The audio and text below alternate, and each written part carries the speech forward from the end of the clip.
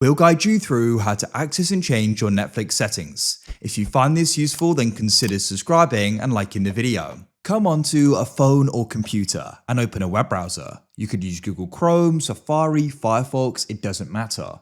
I'm doing this on a computer just so you can easily go and see what I'm going to be clicking. So in the web browser, what you can do is go and search for Netflix. What I tend to do though is just tap the URL bar, which will usually be at the top. In some cases, it can be at the bottom. You want to go and type in netflix.com and press enter, and you'll be brought straight here. Come to the top right and find the option for sign in and click there. Now it's going to go and ask you for your email address or phone number. Make sure you do this. Make sure you use the correct account that you go and use maybe on your TV or wherever you're using it. And it's the one where your subscription is. So I'll go and press continue. I entered my email there, and then I can go and enter in the code that's been sent to there.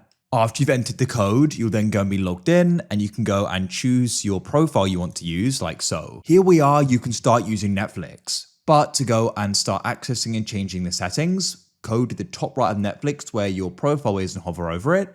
Go down and find the option for account, like so.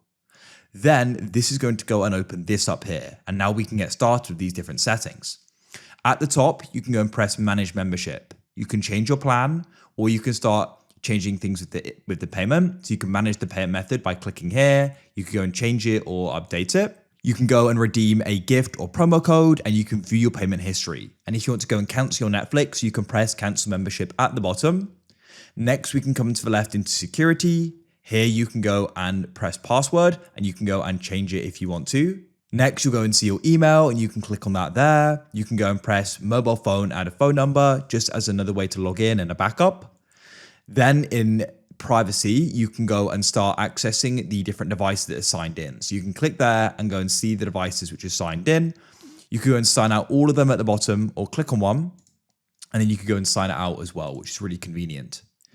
You can then come down again and request a copy of your personal information, and you can go and choose if you want to go and be doing feature testing. And you can also go and do profile transfers here as well. Over to the left, you can come into devices. We've sort of been here already, and you can come to the left again and come to your profiles.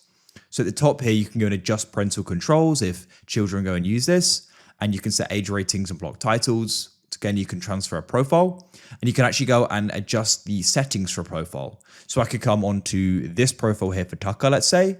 At the top, you can go and edit the personal and contact info, set a pin and a lock. So that will need to be entered in order to go and access this, just to go and keep people off of it, because otherwise people can watch it and change your recommendations. You can access the languages here as well. Once again, you've got the parental controls. You can go and change the subtitle appearance. You can go and change the playback settings. So that's going to be things like the autoplay and audio and video quality, notification settings for email, text, and push. I can find these quite annoying, so I turn them off. You've got viewing activity. So here you can go and see the different shows which have been watched, and you could go and remove them or go and hide them all as well. You can go to your privacy and data settings as well. So you can go and adjust them here, as you can see. And then if we come back at the bottom, you can go and do the profile transfer and delete it if needed. That's it. That is how it can go and be done. If you found this useful, then consider subscribing and liking the video. I look forward to help you get in the future with another how-to. Have a